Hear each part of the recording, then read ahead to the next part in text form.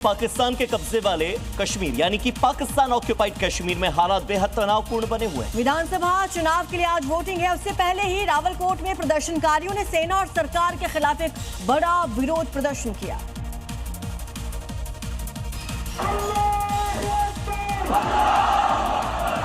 पाकिस्तान अपने कब्जे वाले कश्मीर में जुल्म के इंतहा पार कर रहा है। पाकिस्तान की सेना पीओके के लोगों के साथ अत्याचार कर रही है। अब वहां की आवाम मुनीर की सेना और पाक सरकार से आजादी मांग रही है। हजारों की संख्या में लोगों ने शहबाज सरकार के खिलाफ विरोध प्रदर्शन करते हुए मुजफ्फराबाद कूच का ऐलान किया है। रावलकोट से डेरा इस्लाइन खान में प्रदर्शनकारियों ने एकजुटता का प्रदर्शन करते हुए अपनी एकजुटता दिखाई। अवामी एक्शन कमेटी की मांग की है पीओके की सत्ता पीओके के लोगों के हाथ में दी जाए। पाकिस्तान की सरकार का हस्तक्षेप यहां से खत्म किया जाए। और मिडिल ईस्ट में बढ़ते तनाव के बीच स्ट्रेट ऑफ हॉर्मुज में एक तेल टैंकर के अंदर आग लग गई। टैंकर में आग लगने की वजह समुद्री बारूदी सुरंग बताई जा रही है। देखिए तस्वीरें।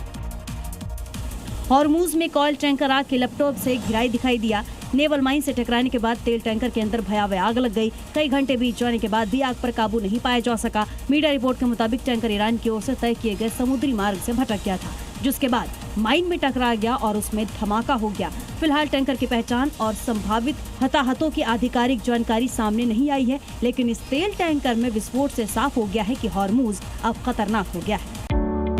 Hotel Management with AI. Join IIHM, International Institute of Hotel Management.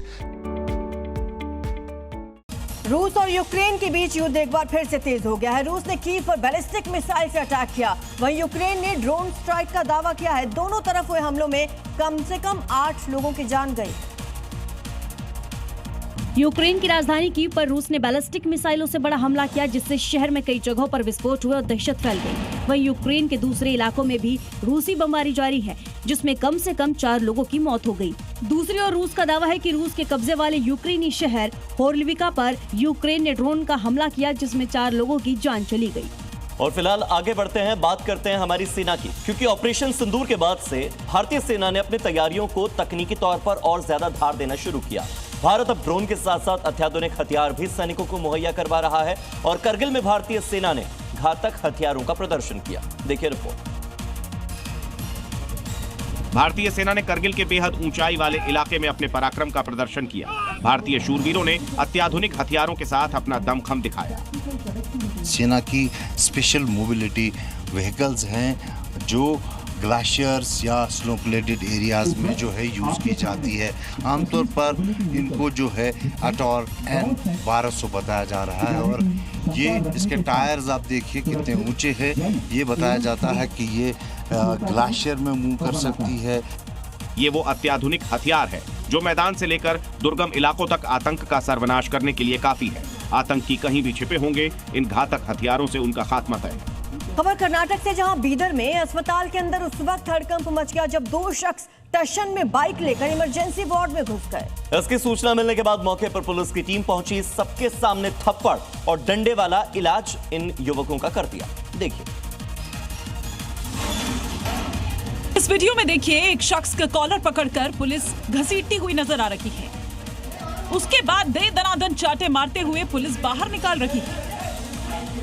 इतना ही नहीं, कुछ लोग अस्पताल के वार्ड से आरोपियों को धक्का देकर बाहर निकलते हुए नजर आए। तभी दूसरे पुलिसकर्मियों ने लाठीचार्ज कर दिया। इसके बाद पीछे खड़े पुलिसकर्मी ने शराबी बाइकर को पीटना शुरू कर दिया और फिर अस्पताल के गेट से धक्के मारकर बाहर निकाल दिया। क्योंकि आरोप है कि बीदर की ब्रिम्स अस्पताल के इमरजेंसी वार्ड में दोनों आरोपी सिरदर्द की शिकायत लेकर बाइक के साथ घुस गए। उत्तर प्रदेश के कुशीनगर में सराफा व्यापारी बनकर लूटने वाले बाप बेटे को आखिरकार पुलिस ने गिरफ्तार कर लिया। इनके पास से करीब 35 लाख के आभूषण, नकदी, मोबाइल फोन, कुछ नेपाली करेंसी की गड्डियां मिली। इस कामयाबी के बाद पुलिस ने आरोपियों से मिली लूट के सामान की प्रदर्शनी लगा दी। इसमें कुछ डिब्बों में सोने के जेवरात तो कुछ डिब्बों में चांदी के जेवरात दिखाई दे रहे हैं। पुलिस को दोनों आरोपियों के पास से 229 ग्राम सोना, करीब 4 किलोग्राम चांदी, 20,000 नकदी और नेपाली करेंसी की गड्डियां मिली हैं। क्योंकि आरोपियों की जालसाजी की शिकायत किसी ने पुलिस अधिकारियों को लेटर लिखकर दी। इस पर पुलिस ने कार्रवाई की। दोनों को गिरफ्तार किया गया और उनके पास से भारी मात्रा में आभूषण व उनके जो ठगी किए गए आभूषण हैं और उसके साथ साथ कुछ धनराशि बरामद की गई।